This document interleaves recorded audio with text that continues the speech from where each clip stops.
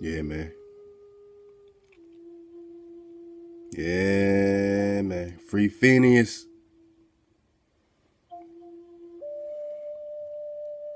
Free PHINEUS, man.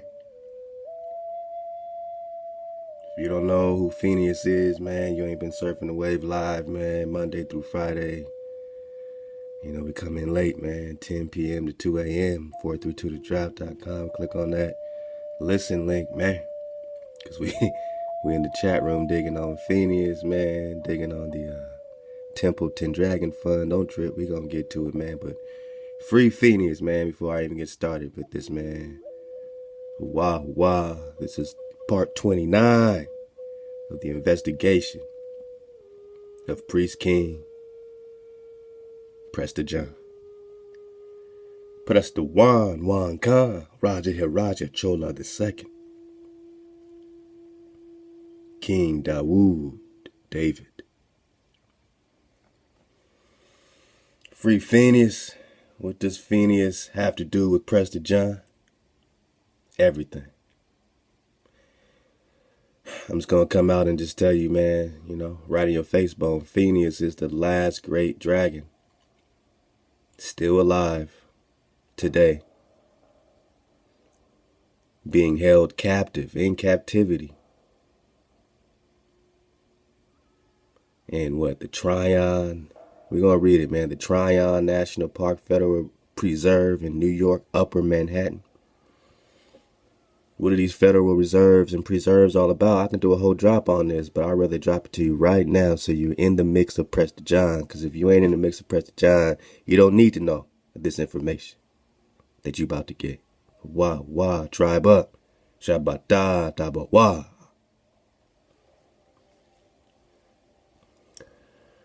This is a cold book, man. You know, you click on these links, man. You know, surf the wave. Definitely, you know, surf the wave live, man. Our family, man. Our bros, our sisters, man, be dropping serious drop.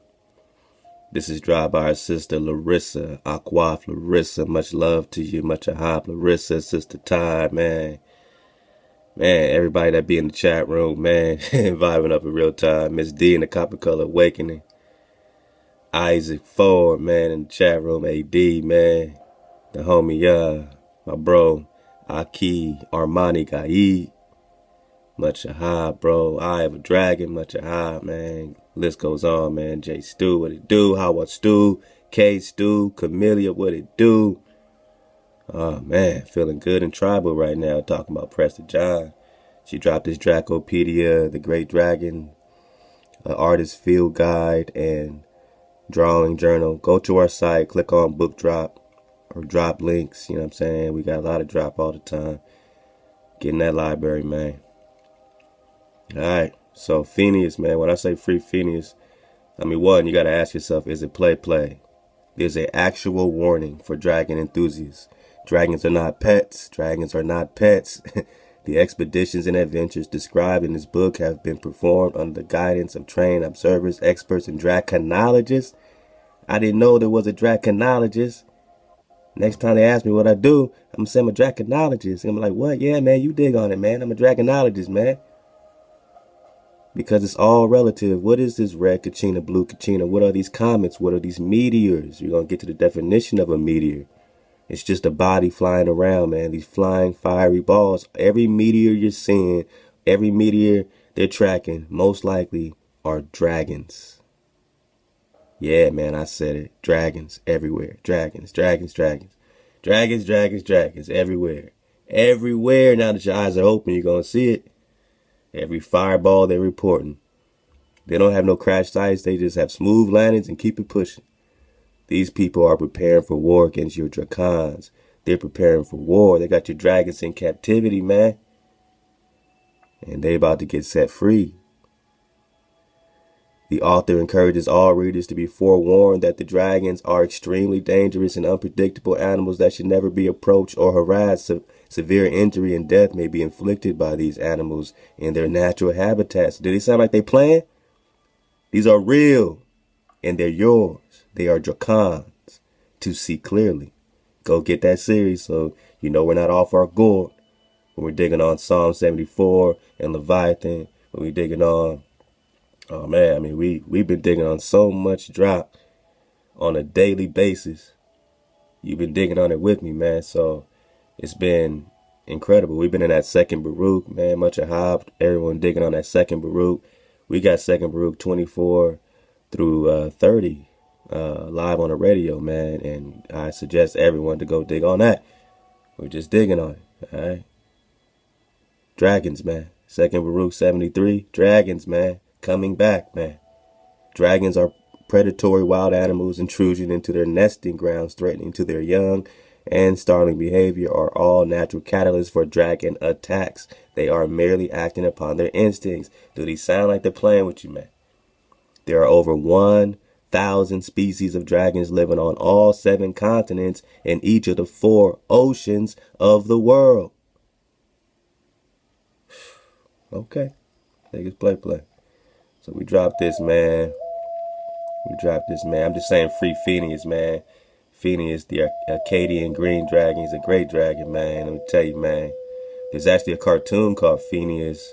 PHINEUS and something. But it's a cartoon. Look it up. And this was supposed to be Sir Lancelot's dragon, man. All these, Knights, Templars, Knights, they all had real dragons, and they were real dragon riders, man. Man, surf the wave. You think I'm crazy? All right, man. Akkadian expedition. Now check this out. Before leaving on our expedition to see Akkadian green dragon in the wild, all right? Before leaving on our expedition to see the Akkadian green dragons in the wild, Conseil and I made a stop to see the country's most famous dragon in captivity, PHINEUS. This is real spill.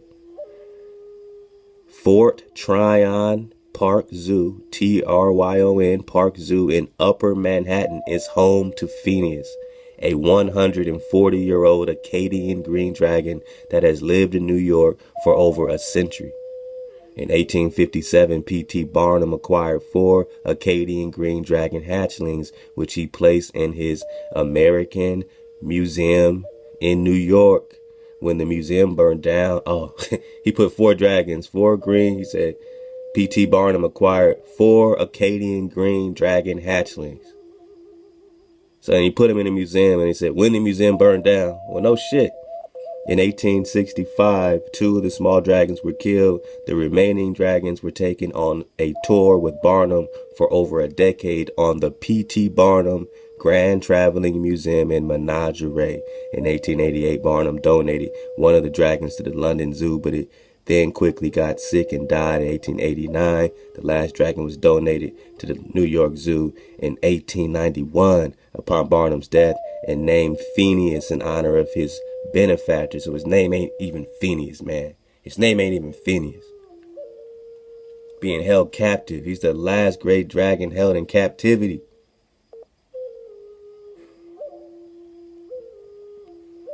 PHINEUS, man. The most famous dragon in captivity. You got the link, pull it up, man.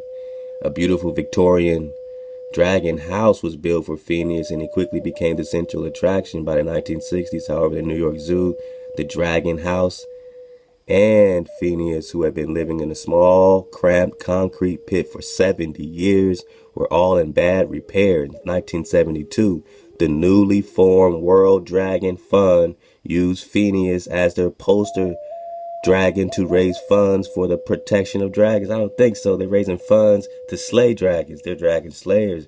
Yeah, man, you heard it right. 1972, the newly formed World Dragon Fund used PHINEUS. Yes, there's a World Dragon Fund. And love to the sister Larissa, because she dug on that, and she actually found that this World Dragon Fund is now called the Templeton Dragon Fund. I can't make this shit up. I can't make it up, man. The Templeton Dragon Fund. So you know Frank Templeton Investments and all that. Hey, it's being traded on the New York Stock Exchange today as TDF. And it was specifically put in place to do what? In 1972, the newly formed World Dragon Fund used PHINEUS the last great dragon in America as their poster dragon to raise funds for the quote-unquote protection of dragons. Yeah, right, nigga, right. Yeah, right. Y'all slaying, y'all got PHINEUS in captivity to raise money to protect PHINEUS. You got PHINEUS in captivity to raise money to protect PHINEUS. They on that play, man. In 1978, a new dragon enclosure was built. Oh man, it should get your blood pumping to know that PHINEUS is in captivity right now in Upper Manhattan. In Tryon, what they say, man? World Dragon Fund. Oh my goodness. Oh my goodness. What it say? Tryon Park Zoo, man. You dig on it. Tryon Park Zoo, Upper Manhattan. They're holding PHINEUS hostage. This is all of the nesting grounds for these particular Acadian green dragons all throughout Maine, New Hampshire. Everything in red is a historical range. These are all the nesting grounds, man. And yeah, this ain't play when you start seeing these dragon eggs on the beach. There's something called Bowling Ball Beach. Alright, you can look all this stuff up, man. Is this play? Is this play? Do you see all these dragon eggs? Yeah, before you thought they were rocks, huh? You thought they were spherical rocks. All over the spherical rocks, right? Spherical rocks, huh? Just a bunch of spherical rocks, huh? Spherical rocks, huh? Just a bunch of spherical rocks. You thought that Chinese mountain drop was the only mountain drop? Or you thought it was about dinosaurs all this time? Love to the family. Manny Gaye. Actually, I Have a Dragon, I believe, hit me with this, man. He said, the truth is that the fathers of modern paleontology used the term dinosaur and dragon interchangeably for quite some time. Dinosaur are the dragons. You see what I'm saying? Man, let's get back, man. Anyway, man, PHINEUS, man. You know what I'm saying? PHINEUS, man.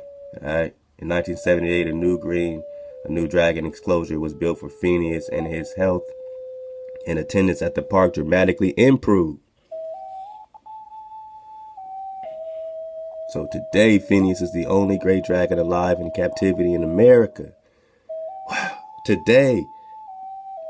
So we're talking about 1978, so this is relatively a recent update, right? In 1978, a new dragon enclosure was built for PHINEUS in 1978. Do you think it's play? You think they're that creative? They made a whole bunch of a big sketchbook full of dragons? Do you see this stamp right here? It says Acadian Natural Dragon Preserve. You Google that, and then it says Acadian Federal Preserve. So they took the dragon out. But it's originally the Acadian National Dragon Preserve. Here's the stamp. We're just talking about this area. All this national parks now. Alright. These are all breeding grounds. And when you look at, you know what I'm saying, where most of the national parks are, they're all mostly on the West Coast, all throughout the Four Corners, right? So there's over 1 million acres around the Grand Canyon that they've never even gotten close to. Why? Over 1 million acres around the Grand Canyon they ain't even touched yet. What's going on? What's going on around that 1 million acres or so? All right, I'm just talking PHINEUS, man. Look, man, PHINEUS is the only great dragon alive in captivity in America today. PHINEUS is the only great dragon alive in captivity in America today. PHINEUS is the only great dragon alive in captivity. Free PHINEUS, free PHINEUS, free PHINEUS. We're going to get free PHINEUS shirts, man. Drop Nation, let's go. Because he's currently in Upper Manhattan. They use this World Dragon Fund, Templeton Dragon Fund. What else we got? Franklin Templeton Investments, Templeton Dragon Fund. Do you think it's play? You got the links. You click on it, man. You got to start digging at some point. I mean, the sister Larissa's just dropping this drop in the chat room while we live on the radio, man. So y'all waiting for YouTube to get the drop. We live 5 hours a week. You know what I'm saying? It's really from 10 to 2, but then we still play music up into 3 in the morning, West Coast time, man. And we get to it, man. So Come hijack free and kick it, man, in our secluded alcove, because you would have been at this drop. Let's go. After our visit, Conciel and I departed New York for our first destination on our journey on the world's great dragons, Bar Harbor, Maine. This is the home to the Acadian National Dragon Preserve, a large stretch of coastal land protected for the Acadian dragon to use as its nesting grounds. A large stretch of coastal land protected for the Acadian dragon to use as its nesting grounds. A large stretch protected for the Acadian dragon to use as its nesting grounds. Do you think it's play?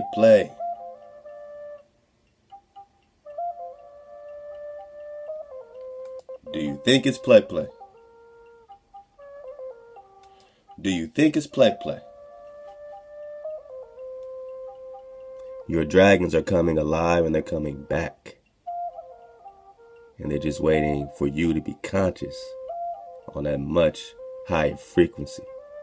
When you choose up and get back in the frequency of fire, water, ether, and land. So anyway, man, free PHINEUS, now you know. Big homie PHINEUS. And if this is Sir Lancelot's, the Hebrew brother Lancelot, if it's his dragon, because this Camelot Night stuff is all to do with you and Prester John, as we've been digging on in this series. You know about that already, if you've been digging. This is part 29 now. You need to go get that drop. If you're serious about this investigation of Priest King Prester John, you might need to know how they pulled up. You might need to know how they pulled up, how Jacob Kukwa pulled up. Jacob Kukwa was an American from New York. Oh, we over there again. Who was present at Larakia to purchase goods. He was of Native American heritage. He was Ame'rican. He was a copper color Ame'rican found here, and said his brother had a dragon similar to Kulingil. Kulingil is a dragon of, pure gold, golden scales. He's one of those golden scale dragons, man. All right. Now look how big this dragon is. He planned to take the goods he bought to California. He planned to take the goods he bought to California and asked the Chumash tribe, to fly it across the Rockies. So he asked the whole Chumash tribe to fly his dragon across the Rockies. How big does this dragon have to be for the whole tribe to pull up? They've been holding PHINEUS captive, man. How big does this dragon have to be? He asked the Chumash to fly it across the Rockies rather than sail the dangerous Cape Horn route. So instead of hopping in your boat, Chumash, can you fly my dragon across the Rockies? How do we know that these dragons was that dang big? We get back in this drop. The Encyclopedia of Beasts and Monsters also dropped by Sister Larissa. So, we just surfing the wave with my Sister Larissa in real time. Y'all give her that high when you see her in the comments or in the chat room, man. Real talk. Real talk, man. Where would we be without our sisters, our mothers, our wives, our daughters? Show some a high, man. Because when wisdom connects, man, when that framer connects, man, all the way through, then we all play significant roles, And this wisdom, what we call wisdom, this energy that connects us, our mother, right? And that frequency we are, right? When we start choosing up, we get back in our vibration, which is our father, our Wa, our security. Then we're in the vibration of our Wa, our security, our safety. And we're in the breath of our mother. We're in that safe breath again. We're secure in our breath. You haven't been secure in your breath in a long time, Naga. I'm talking to my Naga. You see, all this stuff is relative. You have to take control of your frequency. I got no issue, with none of the young gunners and homies, when people say, oh, nigga this and nigga that, man, look, when you break it down, you're just talking an N and a G, whether you're talking Nagush, Naga. So you can't be hypersensitive because someone says nigga and then Naga is just completely different to you. The I and the A don't even exist. It's the intention you put on the crystal. So I would rather hear our bros say, my nigga, than let that word nigger have any power. To take that power back is putting the intention back on your crystal. But now you know that you're not nigga, you're a naga. You're a nagoosh. You know what I'm saying? So you put that intention on it. Either way, it's yours. They can't take the N and the G and then turn it into something negative forever. So, oh nigger, I'm so sensitive about the N and the G because they're putting an intention on it. Take your N and the G back. Take your NG back. Take your kingdom back. These people over here playing with you. The Dragon Kings. The Dragon Kings. In ancient Chinese mythology, they were said to be 4 dragon kings. We're talking Prester John. This is part 29 to go. I'm talking Wang Khan, right? Wang Khan. Wang means what? King. Khan means what? Priest. Priest, king. Let's go.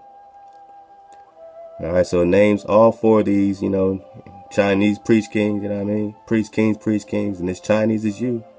Collectively known as Long Wang. Again, Wang means king. We're talking the Dragon Kings.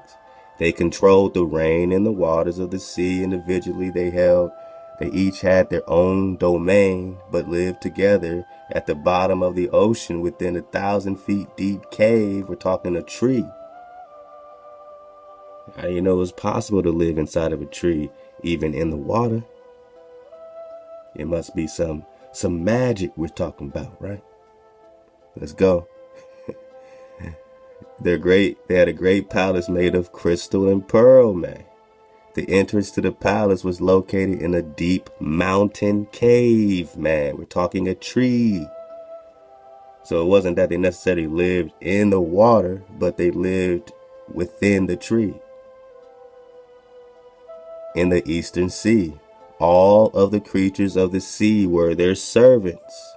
The Dragon Kings answered only to the Jade Emperor, who tells them when and where to distribute the rain, or the drop, or the dew, or the healing dew. Go with your translation. Let's go. The dragons are described as being between 3 and 5 miles long. You can get that bigger, in case you think it's play. The dragons are described as being between 3 and 5 miles long, man.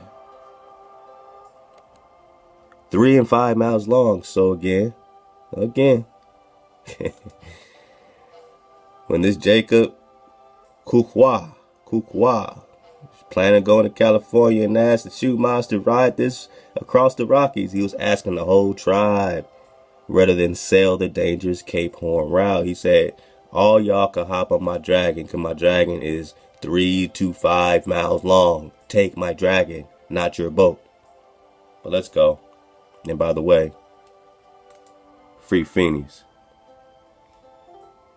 We're just talking about Wang Khan, Prester John. This is just the intro.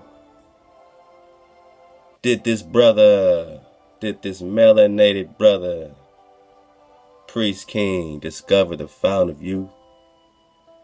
When I say Priest King, I'm talking Priest King. When I say Prester John, Priest King, I'm talking King David. Dawood. Now this is a title. It's a title of a David, right? A Dawood. Solomon is a David. All of his sons are Davids. So we're surfing the wave with this Davids, man. We surfed the wave in previous, parts, man. We dug on the David Soslands of Georgia, Roos and all that. We dug on Mosak, the founder, Mazaka. We've been through a lot in this investigation. We come a long way.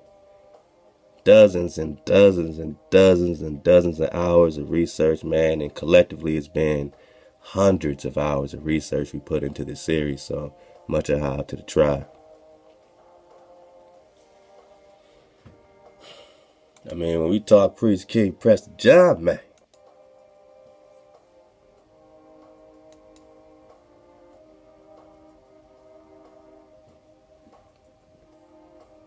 When we talk priest, king, Prester, John, man. With that legend, with the legend of the priest, king, Prester, John, emperor of Abyssinia, emperor of the three Indias, emperor of the world. When he wrote a letter, everybody got it. We're gonna dig on it, man. We're gonna dig on it. With that legend went for the time being all hope of a noble image of the Negro. With that legend of your priest king went for the time being all hope of a noble image of the Negro. The last hope of a noble image of the Negro.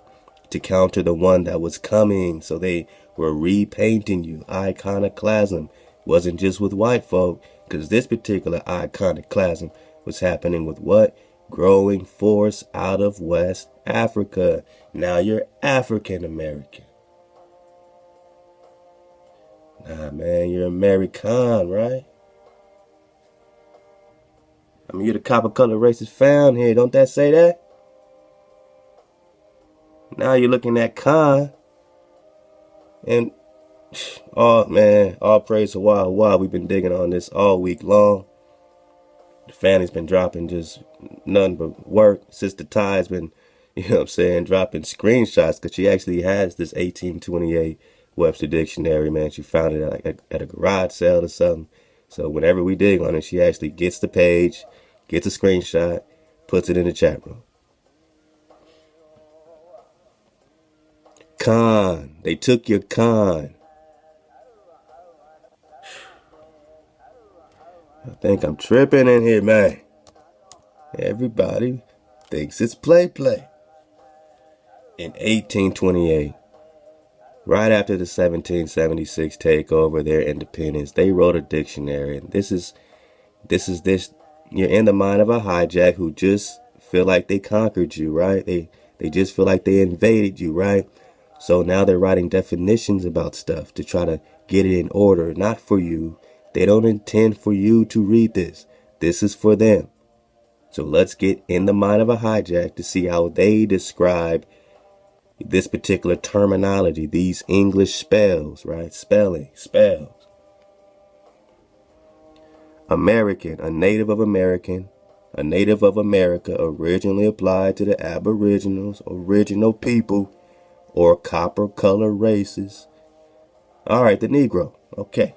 The Negro that you say is from Africa is the American. American is not some illusion we think of, some red, white, and blue thing, you know what I mean? Trump going crazy over the national anthem. Look, man, this national anthem only been applied to the NFL since 2009. And they're just doing that to recruit, you know what I'm saying, for their situation. So it's just a recruitment tactic that's only been applied to the NFL since 2009. And you're going crazy because niggas don't want to stand to sing along to the hymn of the invasion?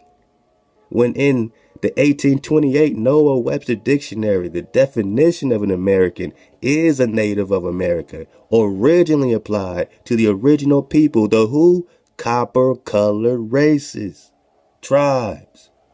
The niggas, the Nagas, right? Yeah. Right. The Negus, right? We're just talking Negus. Give me that one. Negus. So now they turn it into a liquor made of wine, water, sugar, nutmeg. These people are off the chain. Look at this, man. I told you you're going to be in the mind of a hijack, man. Is that the really only definition for Negus? Yeah, man. Ame'rican. Let's get back. That's disappointing, 1828, that your definition for Negus, king, is liquor. We in the mind of a hijack. Let's go. We're just talking about the Ame'rican. So what happened when they invaded you, right? So the copper color race is found here by the Europeans. So they just found you here. But what they're not telling you is that the European looked like you in 1400s. And there was a so-called black King George on the throne in Europe in the 18th century. So that entire time you were invaded by your own people that looked just like you, but they were from different tribes. So the copper color races found here were not these other confederacy, you know what I'm saying, confederacy, but they were connected to the confederacy that you were already fighting when they got here, but now applied to the descendants of Europeans born in America. So this original, you know what I'm saying, they're trying to apply it really to the descendants of these so-called black Europeans, but now it's applied to the descendants of the so-called white Europeans, and it just keeps on going down the line.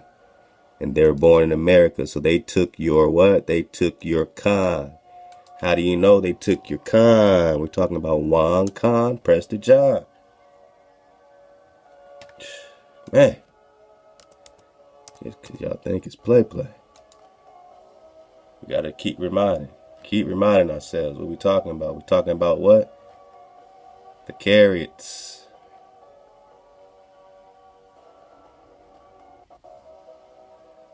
This is some more Juan Khan drop. I didn't even see this, man. Oh, man. Some more Juan Khan, man. Juan Khan, depiction of Juan Khan as Prester John. And you're going to get this. Again, Togrul, Juan Khan. They also call him Togrul. Genghis Khan called him Khan et Set, Khan father. Genghis Khan really looked up to Prester John. Genghis Khan really looked up to Prester John. He called him Khan father. Khan means priest.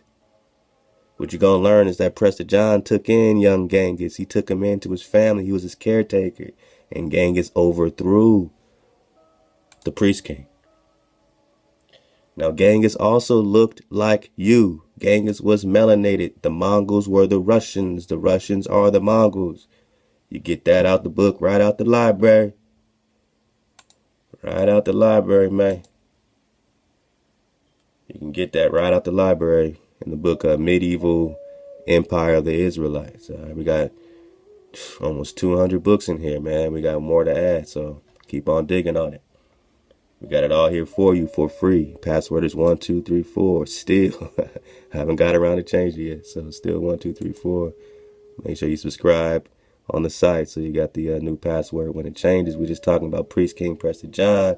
Genghis Khan really looked up to Prester John. Genghis Khan really looked up to Prester John. But they took the Khan, they stole the Khan. So in 1828, their definition of a Khan, noun in Persia, the original Persia is in America.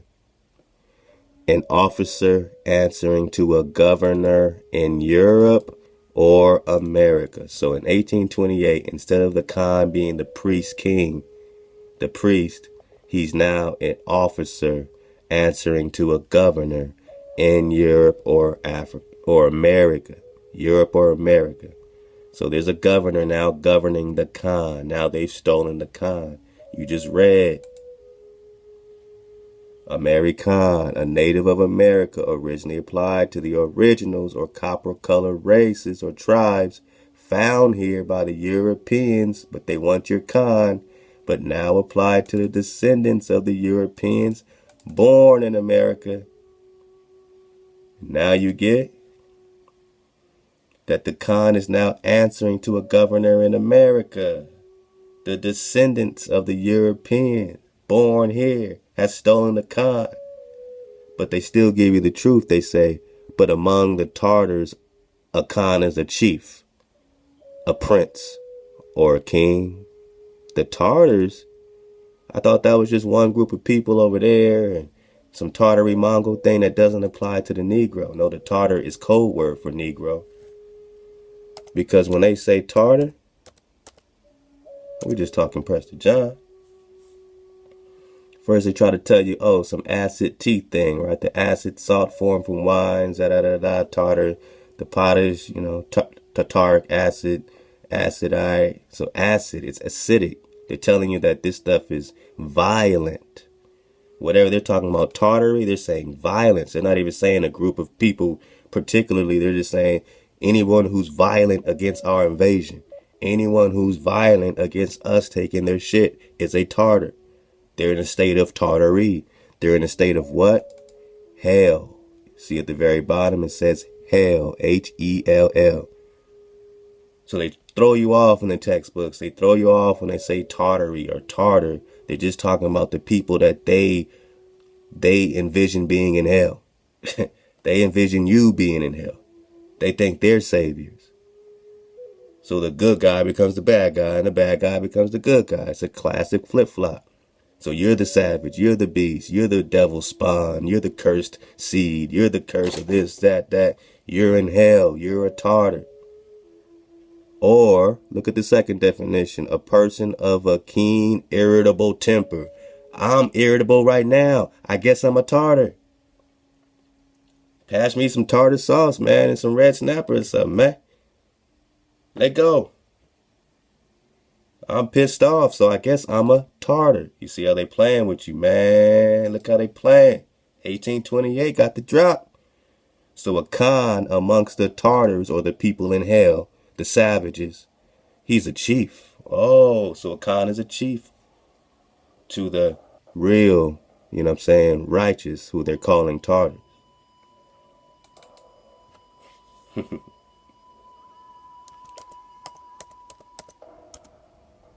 Just for fun, because we will get this for the dismount. Meteor. You seen all these meteors? I'm saying every meteor you're seeing. These meteors, man, these fireballs. Look at the definition in 1828 and tell me I'm playing. In a general sense, a body that flies or floats in the air. Very general. Oh, it could be rain, hail, snow. Anything that flies and floats in the air. So they try to act like, oh, you know, we're tracking meteors, and, you know, as if you're supposed to know what that is. It could be anything that flies or floats. So start digging on those meteor tracking sites, because they're tracking not meteors, because a meteor is anything that flies and floats. In other words, they're tracking stuff that's flying and floating, and they have no idea what it is. It's unidentified to them, so they're calling it a meteor, or they know exactly what it is, like the second definition, a fiery or luminous body, or appearance flying or floating in the atmosphere. We give this name to brilliant globes or masses of matter, which are occasionally seen moving rapidly in our atmosphere. Hint, hint, they're talking about dragons. Look, a meteor-like flame, lawless through the sky, lawless. Who are they calling lawless? Who are these invaders calling lawless? It seems like they got an issue with this meteor to be calling it lawless. Oh, it's not in order to you?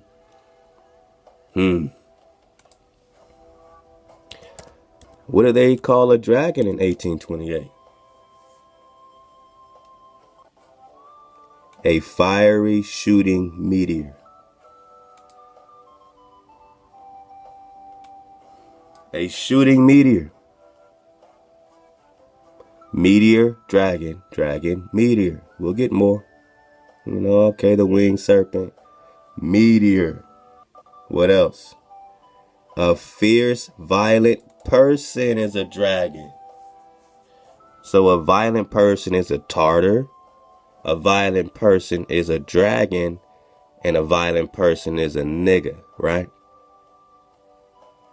Anything lining up to you? How they're tucking this into their 1828 conversation amongst themselves? So, my Naga, are you a violent, fierce person towards the invader? Male or female, as this man or woman is a dragon. I can't make this shit up.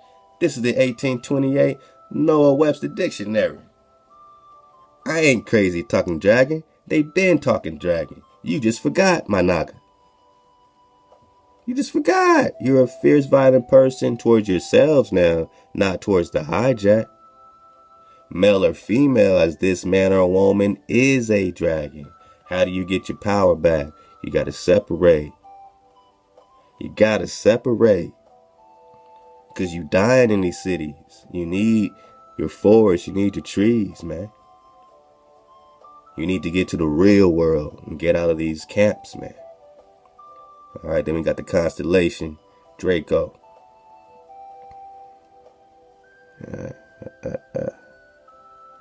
Oh, yeah. We got that Isaiah drop, too. We got that before the Isaiah, Psalm 74. I mean, all that Leviathan drop, all tied in. The Sister Larissa drop, wonderful drop on the Leviathan drop. Sister Ty drop, wonderful drop connecting Leviathan to Moby Dick, because Moby Dick is about this great white whale, which is representing a great white dragon. There's a movie called Age of the Dragons with Danny Glover, all about slaying this great white dragon, or Leviathan, or Moby Dick, which was originally Mocha Dick, before it was Moby Dick, and it was all about this great white whale, or a whale is also a Leviathan. All right, that is all about slaying Leviathan, Moby Dick. And it tells you right here, definition of a dragon, a genus of animals. It doesn't say play, right? Does it say a mythological character? In 1828, did they call it a myth? No, they say, nah, man, I know exactly what a dragon is. It's a type of animal, the Draco. They have 4 legs, a cylindrical tail, and a membraneous wings, radiated like the fins of a flying fish. Fins and scales, Levitical Leviathan. Very interesting, right? Talking Leviathan and levitation. We're just talking dragon. We're just talking a fiery shooting meteor. We're going to come back to it. But before we do, you might be like, well, what's this got to do with Prester John drop? Well, just, have you ever put in Prester in the 1828 Noah Webster dictionary? Prester, a meteor thrown from the clouds with such violence that a collision it is set on fire. Oh, then a part of your neck that swells when you're mad. So again, it's about violence, right? To them, because you're in the mind of a hijack. They're writing this about you. It's not you writing the truth about yourself. It's them writing this about you. You've been in the mind of a hijack the whole time. You're under spell right now. You're under a spell right now, my nigga. You're waking up, though. It's wakey. The Most High is dropping that healing dew, that drop on you. When you know that Prester John is a meteor, and when you know that a meteor is a what?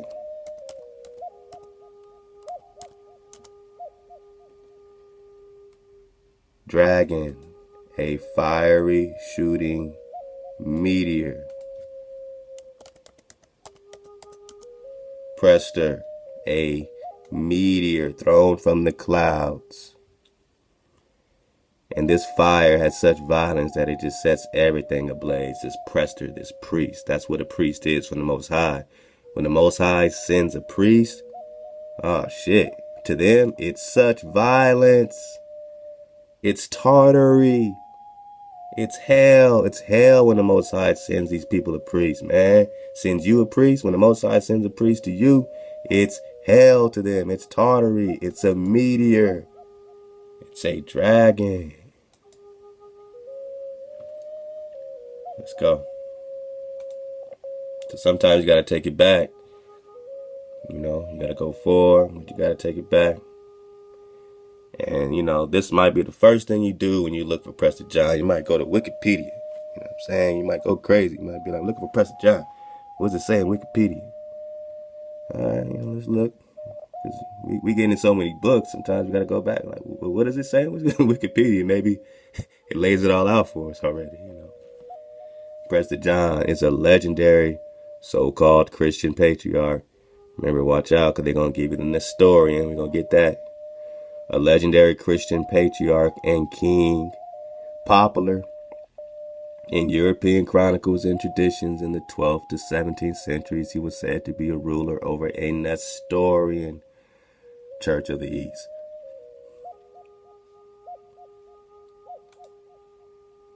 You ever put in Nestor?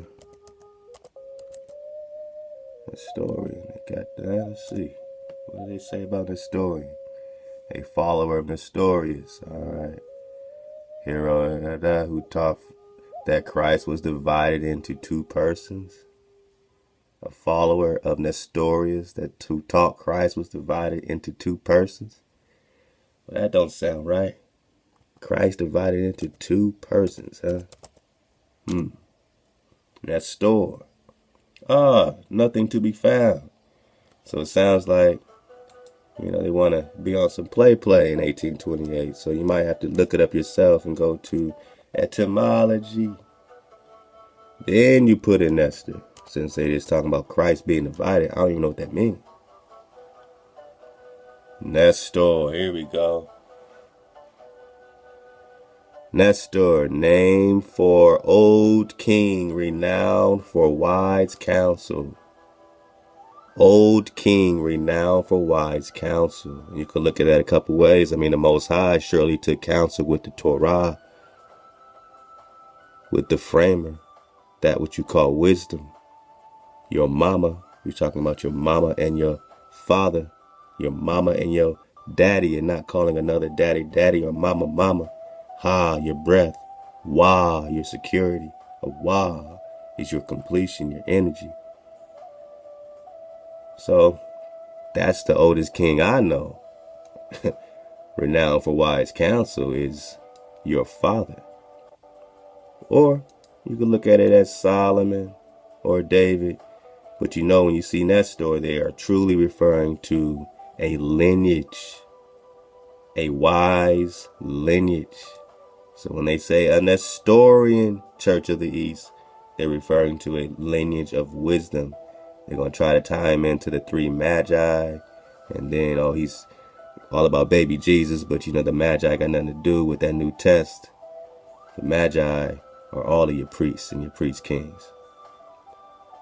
He was said to rule over Nestorian nation, lost amid the Muslims and pagans of the Orient, in which the patriarch of the St. Thomas resided. The accounts are varied collections of medieval popular fantasy depicting Prester John as a descendant of the three magi ruling a kingdom full of riches, marvels, and strange creatures. Like what? Free PHINEUS. Strange creatures, they say. Alright. So at first, Prester John was imagined to reside in India. The Indias. Tales of the Nestorian. Nestor. Old king renowned for wise counsel. Nestor. Evangelistic success there. Alright, so, Thomas the Apostle stuff. Alright, Dodger hijack. Boom, boom, boom. So after the coming of the Mongols in the Western world. Alright, now we're talking Mongol on them. How do we go from that to Mongol? You'll see. Accounts placed the king in Central Asia, and eventually Portuguese explorers convinced themselves that they had found him in Ethiopia. Alright, so there's some basic drop. I just dropped this for you. We're going to get to the Cariots because we just dropped that what? Prester John and the Cariots in the Mongol Empire. Wang Kang, who was son of Kurkakus. Alright, reigned 1160 to 1204. So we're just talking about but then they got these Tartars that are rebelling against the Jin dynasty. So which side is Prester John on and which side is Genghis Khan on is what our next, as we continue in our investigation. Of course, Wang means king, so we got to dig on the Jin dynasty. We got to dig into their, representations of these Tartars, depending on who's telling the story, of course. And again, you got this Prester John drop in Wikipedia. Thought I saw something. Alright, so you got the letter, Prester John. We dug on that a little bit.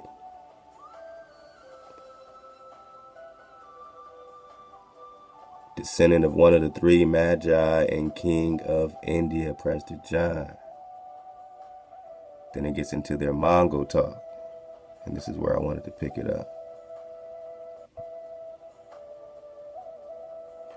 The Bishop of Acre was correct in thinking that a great king had conquered Persia. Now this is over here, not over there. However, King David, as it turned out, was the King David, quote unquote, King David, as it turned out. Let's go back. 1221, you got Jacques de Vitry, Bishop of Acre, returned from the disastrous Fifth Crusade with good news. King David of India. We're just talking Prester John. We're just talking Priest King. We're talking King David of the Indias. Dawood, Lebna Dango Dawit. Let's go.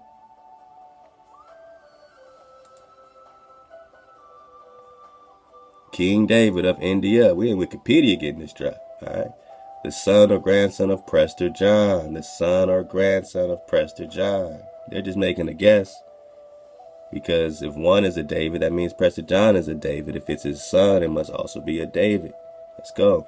Had mobilized his armies against the Saracens. Now, their version of Saracens are referring to Islam. Not what they call you Saracens sometimes in the Papal Bull. Again, these titles are tricky. They throw them on you depending on the perspective. Now we're in the perspective of King David. A Saracen is Islam. A Saracen are the Moors. Anybody who's rocking with the Sultan. But in reality, the origin of Saracens, you got Sarah sons. So it's not incorrect to refer, Saracens in terms of our lineage, but the way that they, the split happened with this sons of Sarah. You got this Islam, you got this, Sultan, Mohammedan situation all coming through this Saracen situation, but they're still labeling you as Saracens, remember. They're still labeling you as Saracens.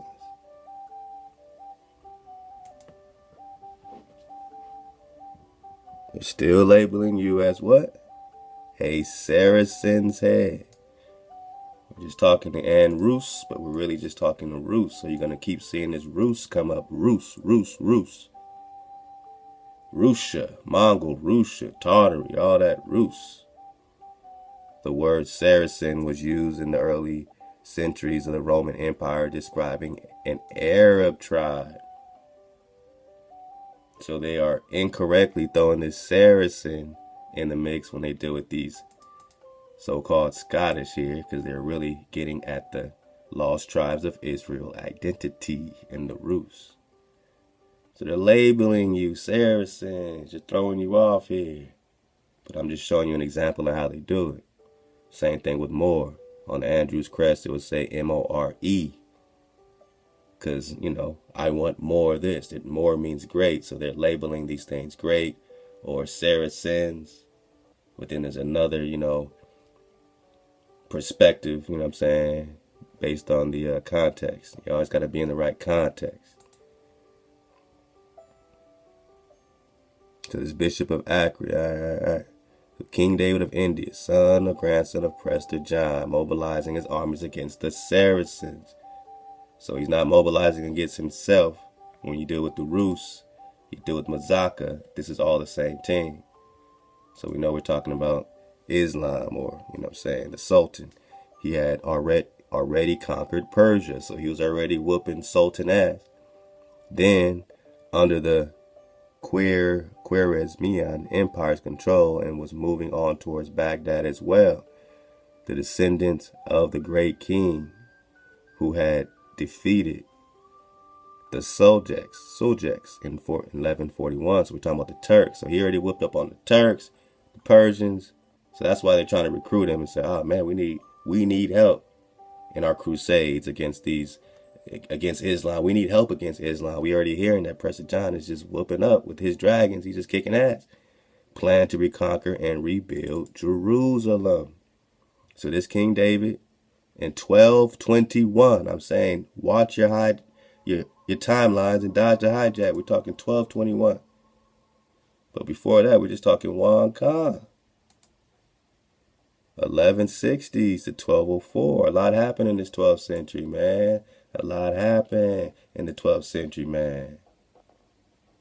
Because when they're digging on the lost tribes of Israel identity, they're just talking about the copper-colored Khans. The Bishop of Acre was correct in thinking that a great king had conquered Persia. However, King David, as it turned out, was the Tigris Mongol ruler, Genghis Khan. So they're saying in this version, Khan, who was also carrying a title of David. He was carrying, remember, he jacked the Khan. He took over the Khan, and then he took over your title of David. So now he's also calling himself King David, because he took over King David's title. His reign took the story of Prester John in a new direction, though Genghis was at first seen as a scourge of Christianity's enemies. He proved to be tolerant of religious faiths. All right, so we're saying he got hijacked. all right. So the link between Prester John and Genghis Khan was elaborated upon at this time, as that Prester became identified as Genghis's foster father or caretaker, just like we got from another source. All right. So Prester became identified with Genghis's foster father. So when Genghis is said, what did it say happened in Genghis? In 1203, Temujin, which is Genghis, defeated Prester John and the Cariates, they say, who were distracted by the collapse of their own coalition. So something happened internally. Does that match up with script in King David? Something happened internally. Does that match up with Solomon? Togrul tried to escape to the Naamans, who were allies, but was killed by a Naaman warrior who did not recognize him. And then later they say, well, that's just one story. Another story is that, they never killed Prester John or found Prester John again. So, what I mean? Then you got this letter popping up. Oh, man, that I took 6 baths in the fountain of youth. I'm still rocking.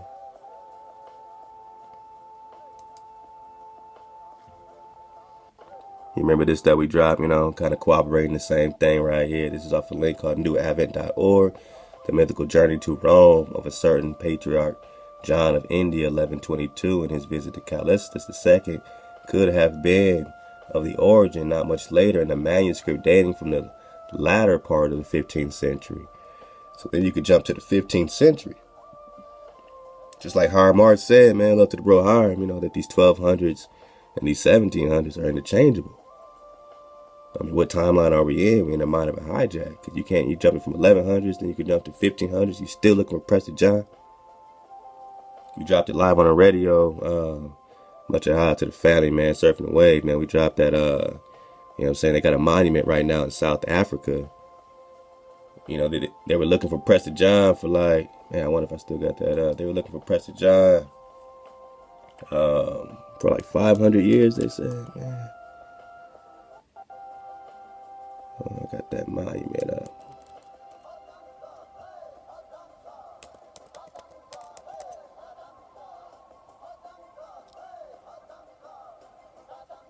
Yeah, I don't know where it is right now, but we had this thing on 9.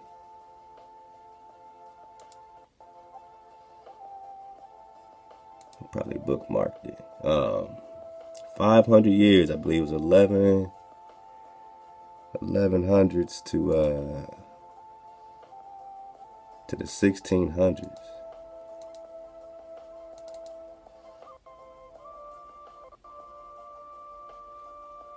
Yeah, I probably just took it off here. Man, we had so many links going, man. We had so many links going.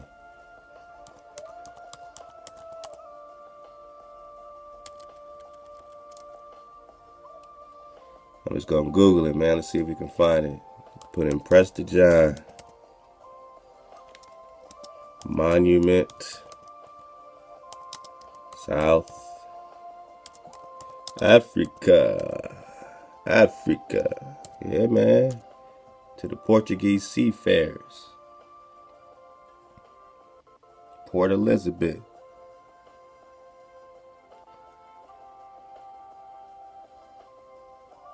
This might be the one we... Is that one gone now? Man.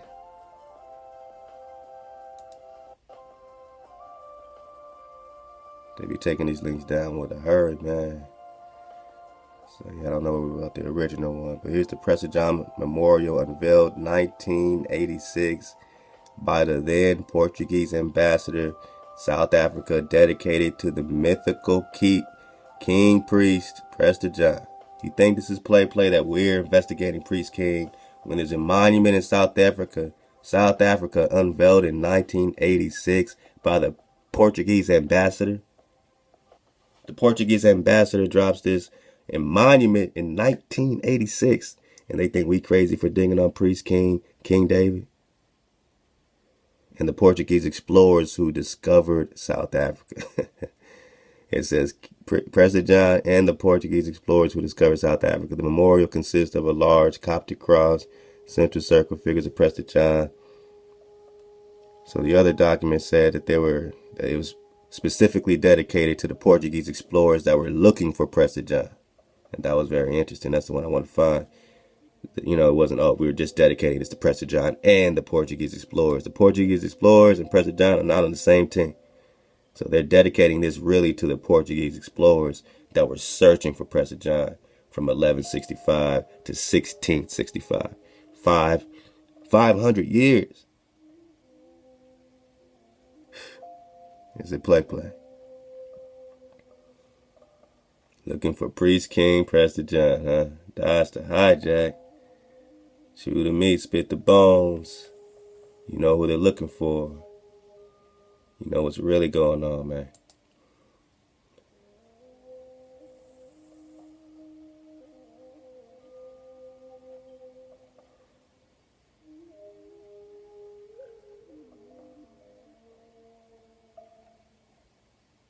Oh yeah, here's where it gets good. Here's where it gets good. We're just talking about King David.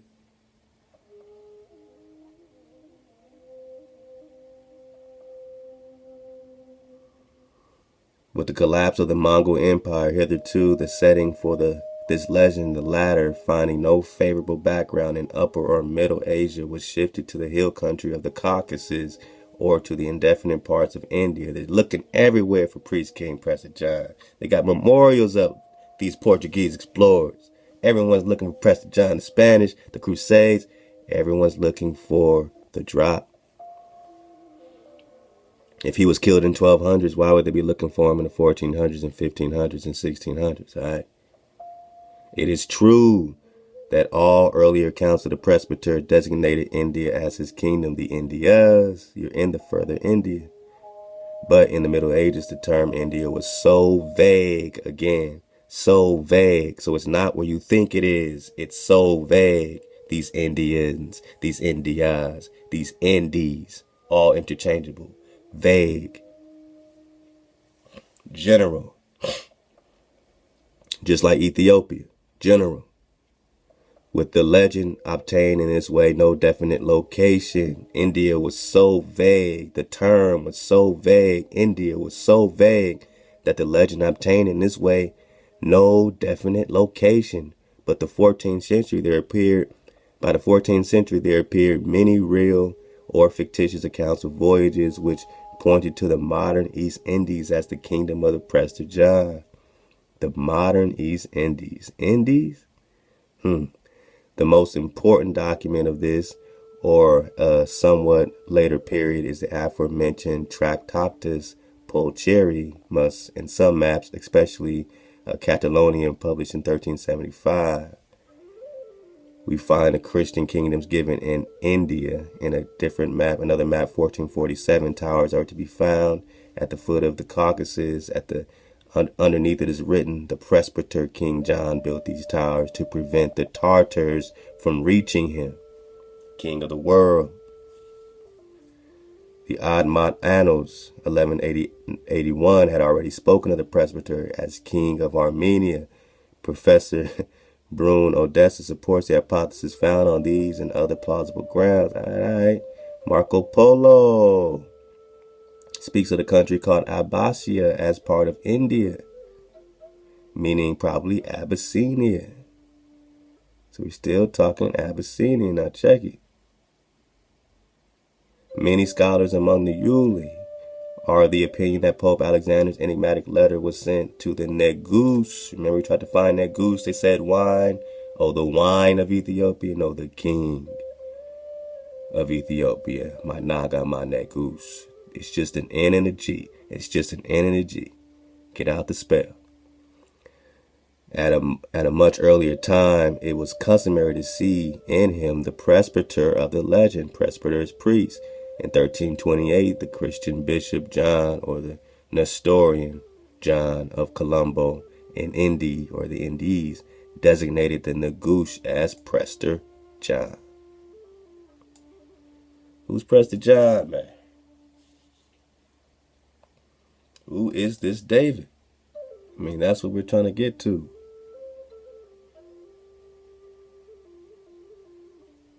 Prester John. In Jerusalem, at the beginning of the 15th century, the Abyssinian priests described the country to the Christian Portuguese merchants as the kingdom of Prester John. The Grand Master of the Knights of Rhodes, or Rhode Island, expressed the same opinion in a letter written in King Charles VII of France, 1448. The interpretation was most popular at the end of the 15th and the beginning of the 16th century on account of voyages of discovery made by the Portuguese. They got a monument for the Portuguese seafarers looking for the priest king, who at first persistently sought the Prester John's kingdom along the whole African coast. They looked in Africa, couldn't find him there, and believed that in Ethiopia they had at last fallen in with them. As a matter of fact, the Christian kingdom of Abyssinia had for centuries successfully withstood the onslaughts of Islam. The Nagush combined in his person a kind of spiritual and temporal power. The name of John recurs in a remarkable manner in a long line of princes in that land. The oldest map, discovered by P. Joseph Fisher, on which America is mentioned, 1507, places Presbyter's country in Asia in the following words: "This is the land of the good King and Lord, known as Prester John." He's everywhere, huh? Where's Asia? Where's the Indies? Either way, man, wherever, you gotta know Prester John is everywhere. They got a monument to Prester John in South Africa. We on part 29 of our investigation. We just surfing away.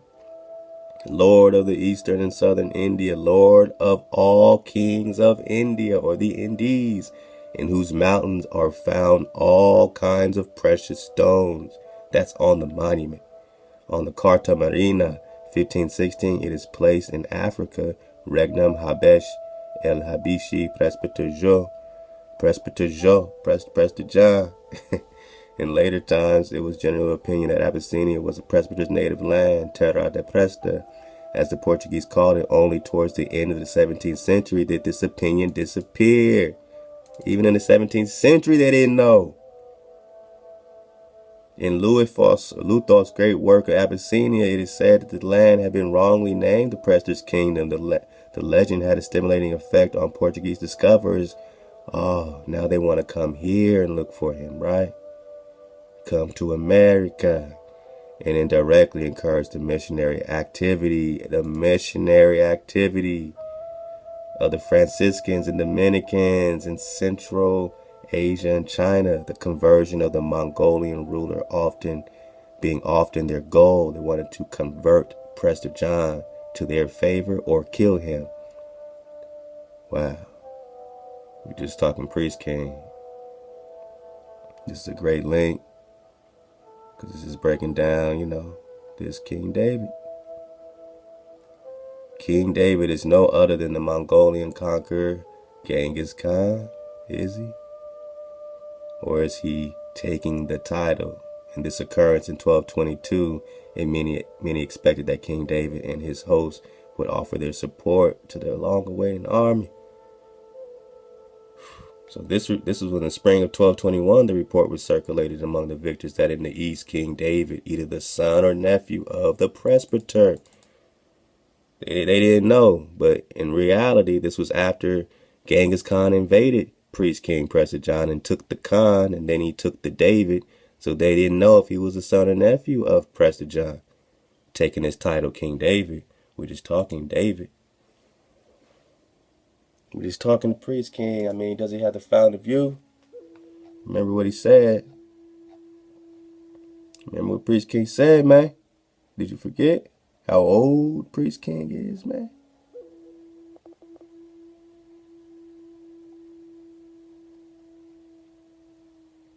We're just talking Labnadangle, and also known as Dawit or David. Prester John, man.